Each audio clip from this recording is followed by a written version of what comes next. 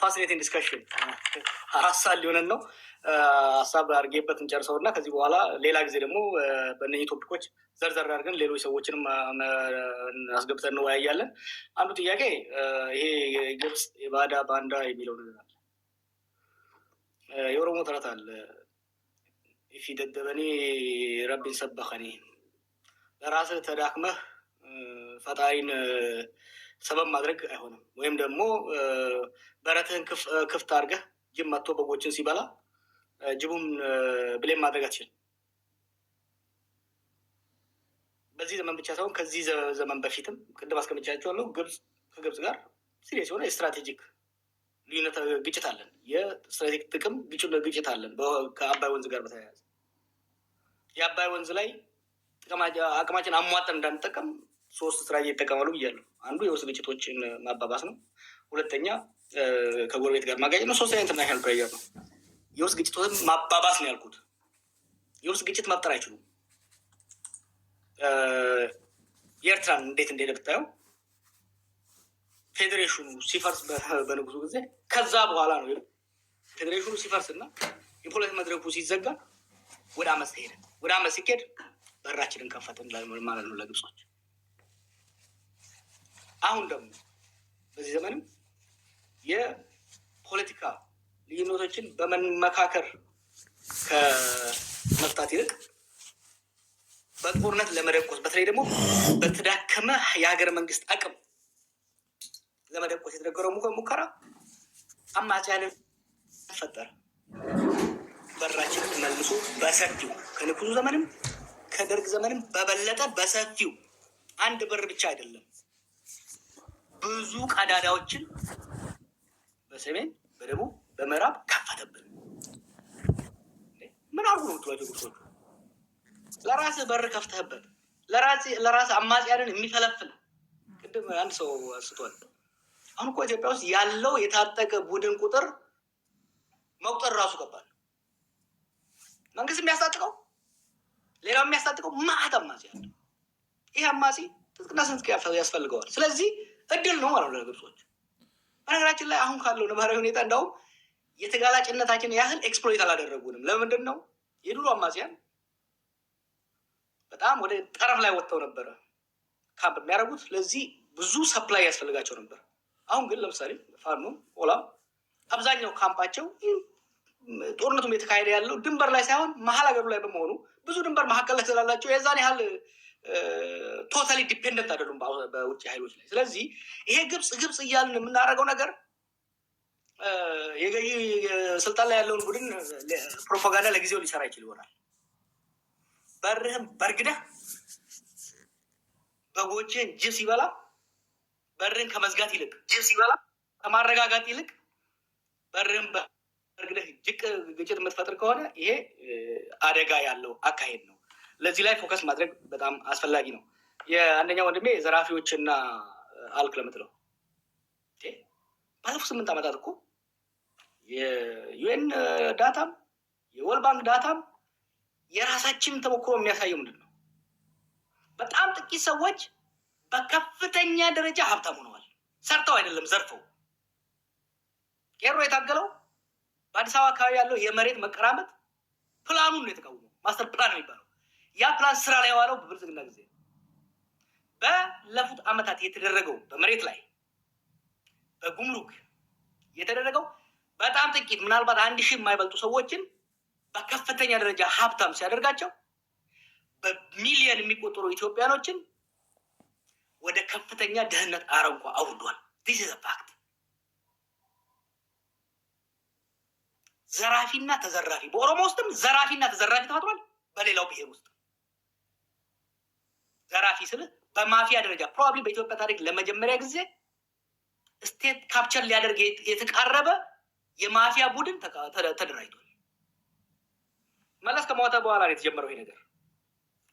ትልልቅ ፕሮጀክት ላይ የተመደቡ ጀነራሎች ስቴት ካፕቸር ጀመሩ። በአብይ ጊዜ ተባብሶ ከፍተኛ የሆነ መንግስታዊ ዘረፋም የመንግስት ስልጣን ተታኮ የሚደረግ ዘረፋ ከመንግስት ባለስልጣን ጋርም ፓርትነር የሆነ ሰፊ የዘራፊ ቡድን ተመስርቷል።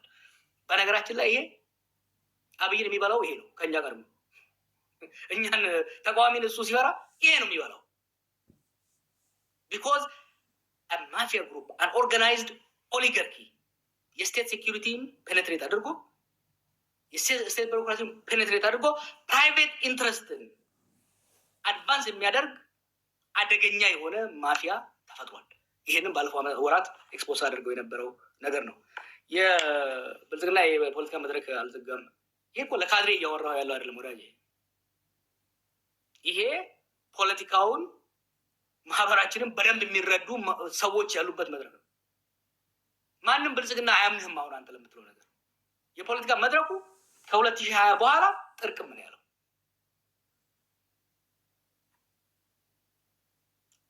ኦሮሚያ ውስጥ የተደረገው አፈና ኦኤልኤን ወለደ።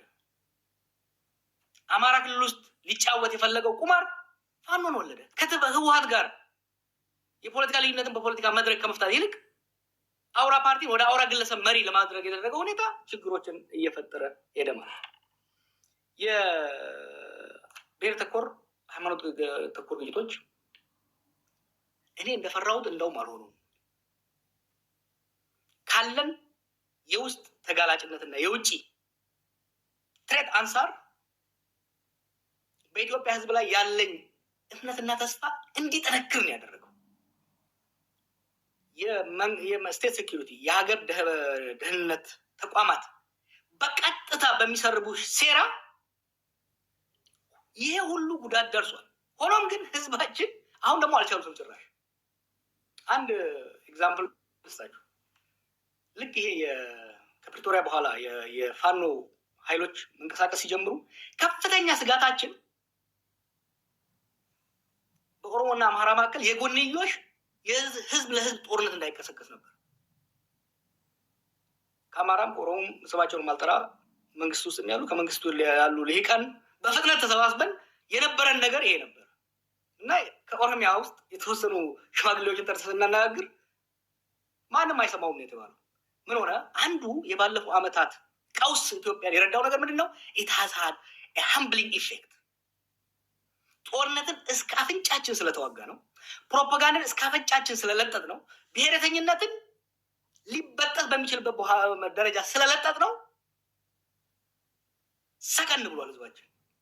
ተመልከት አሁን በመቀሌና በአዲስ አበባ መካከል ያለውን የሰሞኑን ፕሮፓጋንዳ በጣም ጥቂት ሰዎች ናቸው የሚሰሙት። አሁን ያለውን የጦርነት ጉሰማ እስከ ኖቬምበር 2020 ድረስ የነበረውን የጦርነት ጉሰማ ኮምፔር አድርገው። ያን የደመረው የጦርነት ጉሰማ ህዝቡ ሰምቶ ህዝቡ ያጨበጭብለት ነበረ። እነ ጌታቸው ከመቀሌ ጦርነት ሲያውጁ ይጨበጨበ ነበረ ትግራይ ውስጥ። እና አብይ ከዚህ ጦርነት ሲያውጁ ሲቀሰቅሱ ህዝብ ያጨበጭብላቸው ነበረ። ዛሬ አጨብጫቢ የለም። የጦርነት አጨብጫቢ የጦርነት ፋቲግ ተፈጥሯል ኢትዮጵያ ውስጥ። ጉድ ቲንግ ነው። እኛም መገንባት ያለብን በዚህ ላይ ቢልድ እያደረግን መሄድ ያለብን። ማድረግ ያለብን ምንድን ነው? ይሄ ህዝባችን ውስጥ የገባው ምክንያቱም ህዝብ የጦርነትን ሮማንቲሳይዝ የማድረግ የበለው ጣለው ዘመቻ ምን ያህል ችግር ውስጥ ሞት በየቤቱ ገባ። ድሮ ጦርነት በኤርትራ በረሃ፣ በሐረርጌ በረሃ፣ በኦጋዴን በረሃ ነበረ። ዛሬ ጦርነት በደጋው ጎጃም፣ በደጋው ወለጋ፣ በደጋው ሸዋና አርሲ በመካሄዱ ሞት በየቤቱ ገባ። ታፍኖ መዘረፍ በየቤቱ ገባ። ያ ብቻ አይደለም። የጦርነቱ በኢኮኖሚ ላይ ያመጣው ጫና የኑሮ ውድነቱን ገጠር ያለውን ድሃ ሳይሆን ከተማ ውስጥ ያለውን በባንክ የሚሰራውን ደሞዝተኛውን መካከለኛውን ባለሀብቱን አራቆተው፣ ልጆቹ መቀለብ አቃተው። ህዝባችን በአሁኑ ወቅት ጦርነት መስማት አይፈልግም። በዚህ ላይ እየገነባን መሄድ አስፈላጊ ነው ባይ ነኝ። የትምህርቱ ማድረስ አድርጎታል ከአማጽያን ቫይለንስ ጋር ሆነስት እንሆን። አሁን በአማራም በኦሮሚያም ያሉ አማጽያን፣ ትግራይም ያለው ኃይል የዲሲፕሊን እጥረት አለው። አማጽያን ልክ እንደ መንግስት ሰዎችን ይዘርፋሉ፣ ሰዎችን ይገላሉ። የነጻነት ታጋይ ነኝ ብለህ ጭቁን ህዝብን የምትገል ከሆነ፣ የነጻነት ታጋይ ነኝ ብለህ ምስኪን ገበሬን የምትዘርፍ ከሆነ አንተ ዛሬውንም ጨቋኝ ነህ። ስልጣን ከያዝ ከዚህ ይብዝብሃል። ስለዚህ እውነት ነው። በኦኤልኤ ስም ያደራጀው የመንግስት ኃይል ነበር። በፋኖ ኃይል ስም የተደራጀ አለ። እነሱ ላይ ግን ብሌም ማድረግ ብቻውን በቂ አይደለም። አማራ ክልል ውስጥ አፈናዎች አሉ። ኦሮሚያ ክልል ውስጥ አፈናዎች፣ ግድያዎች አሉ። ዘመነ ካሴም ሆኑ መሮ ድሪባ በስራቸው ያለውን ኃይል አደም ማስገዛት መቻል አለባቸው። ይሄ ኃይል የኔ ነው፣ ለሚያጠፋው ጥፋት ኃላፊነት ወስዳለሁ ማለት መቻል አለባቸው። ይህንን ለኢትዮጵያ ሕዝብ ብሎ አይደለም፣ ለኦሮሞ ለአማራ ሕዝብ ብሎ አይደለም።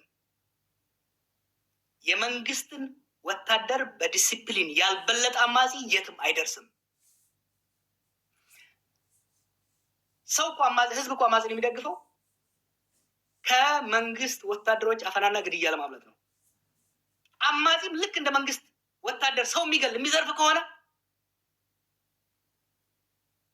ከሁለት ዘራፊ ሊመርጥ አይችልም። ህዝብ በሁለት ዘራፊ ውስጥ መካከል በሚደረግ ግብግብ መንግስት ነው የሚያሸንፈው። አክቲቪስቶችም ሆን ምሁራኑንም ሆን የተቃዋሚ ኃይሎች በነጻነት ስም በነጻነት ትግል ስም በህዝብ ላይ የሚደረግ ማንኛውም ዘረፋ፣ ግድያ፣ አፈና መቃወም አለብን፣ ማጋለጥ አለብን። ኦሮሚያ ውስጥ አሁን የጀመርነው ነገር አለ። እነ ትንግርቱም ሌሎቻችን መውሰድ ያለባቸው የሚጠቅማቸዋል ብዬ የማስበው ኦኤልኤ ሲነሳ ከዛ ተበጣጥሰው ከመንግስት ጋር መንግስት አሁን የሚገርም ነገር የፈጠረው ወደ መንግስት እጅ የሰጡትን ኃይሎች ጸጉራቸውን ዩኒፎርማቸውን ሳይለውጥ መልሶ አስተማርቷቸዋል። ስለዚህ ዋናው ኦኤልኤ ይሁን የመንግስት ኦኤልኤ ሰው አያውቅም። ተመሳሳይ ልብስ ተመሳሳይ ስታይል ስላላቸው አሁን ያደረግነው ምንድን ነው? አንድ ወረዳ ላይ አንድ ቀበሌ ላይ በኦኤልኤ ስም ዘረፋና ግድያ ሲካሄድ መረጃ ይመጣልናል። ያ መረጃ ሲመጣልን ለዋናው ኦኤልኤ መልእክት እናስተላልፋለን። በምስራቅ ሸዋ በወሰት ወረዳ ሩኬቻ ቀበሌ ውስጥ እንዲህ ተደርጓል። እዛ አካባቢ ያለው ኃይል ያንተ ነው ወይ? ያንተ ከሆነ እርምጃ ውሰድ፣ ቅጣ፣ አስተካክል። አይ የኔ አይደለም ካለ ህዝባችንን ያ የነጻነት ሰራዊት ሳይሆን የፖለቲካ ኃይል ሳይሆን ተራ ሽፍታ ነው ካልከው ታይዘው አማጺ ሰውን ፋኖንም ኦኤልኤንም የሚያባብለው የፖለቲካ ኃይል ስለሆኑ ብቻ ነው። የፖለቲካ ጃኬቱን ካወለክለት ተራ ሽፍታን ህዝቡ ልክ ያስገባዋል።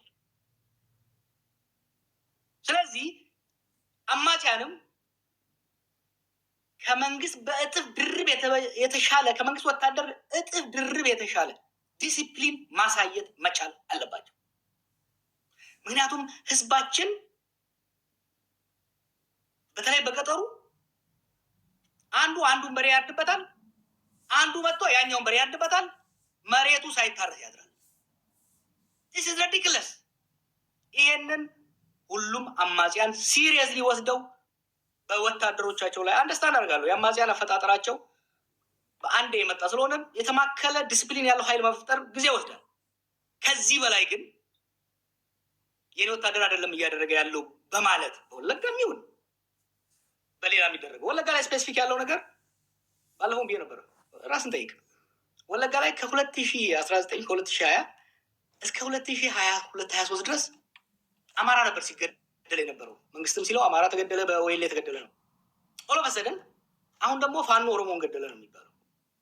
ይቺ የፖለቲካ መሰሪነትንም መረዳት፣ ይሄን ለመቋቋም የምናደርገው ኮሚኒኬሽኖች መሻሻል አለባቸው። የአማጺ አመራር በስራችሁ ያላቸው ወታደሮች አደብ አስገዙ፣ ዲሲፕሊን አስገዟቸው። ከዛ የተረፈውን በህዝባዊ ትግል ማስተካከል የሚቻል ይሆናል። የአማራ ትግል የኦሮሞ ትግል ጊዜውን እንወስዷለን። የአማራ ትግል እንደ ብሔር ተጨቁናል ብሎ ወጥቷል። ምንም ጥያቄ የለውም። ስለዚህ የቡድን ጥያቄ አለው። ግን በኢኮኖሚው እየተደቆሰ ነው፣ እየተዘረፈ ነው። አማራ ክልል ውስጥ የአማራ የራሱን የቻለ ማፊያ አለ፣ ከብልጽግና ጋር ሆኖ ሀገር የሚዘርፍ የሰሊጥ ነጋዴው ማለት ነው። ትግርቱ በደንብ ያውቁታል። ይሄን የመደብ ትግልም አማራ ውስጥ መካሄድ አለበት፣ ኦሮሚያ ውስጥ መካሄድ አለበት፣ ትግራይ ውስጥ መካሄድ አለበት። እና ብላ ከሆነ ትግራይ ዘንደርጎ በጣም ኢንትረስቲንግ የሆነ ፋሲኔቲንግ የሆነ ጦርነት ባይኖር ፋሲኔቲንግ የሆነ ነገር እየመጣ ነው ኢትዮጵያ ውስጥ። ለ50 ዓመት በህዋት የበላይነት ነበረ ትግራይ ትርክት ሲመራ የነበረው ዳዚ ኖ ሞር ትርክቱ የዲሞክራሲ ትግል አካል ነው ብዬ ነው የማስበው።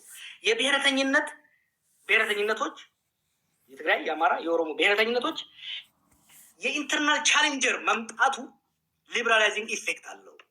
ቴዲ ወደፊት ልንዋየው እንችላለን እና በጣም ኢንትረስቲንግ የሆነ ነገር ነው እያየው ያለሁት። ወደ ጦርነት እስካላመራ ድረስ በኦሮሞ መካከል ያለው ክርክር አሁን ብልጽግና ከአማራ ሲጋጭ ኦሮሞ በሙሉ ሆ ብሎ ከጀርባው የሚሰለፍ ነው የመሰለው። አላገኘውም። ምክንያቱም ብሔረተኝነቶች እየላሉ ነው እየሄዱ ያሉት። የራሳቸው የኢንተርናል ሪፎርም እያደረጉ እየሄዱ መሆኑ ነው። ማገባደጃ ላይ ናሽናል ዳያሎግ ላይ ቴዲ ደጋግመሃል፣ በደንብ አላየንበትም። ይሄ ናሽናል ዳያሎግ አቺቭ ሊያደርግ የሚገባው ነገር አላገኘም። ነገር ግን ቅድም አሸናፊ ተናግሮታል፣ ተጨናግፏል፣ ግን አደጋ ሊፈጥር ይችላል።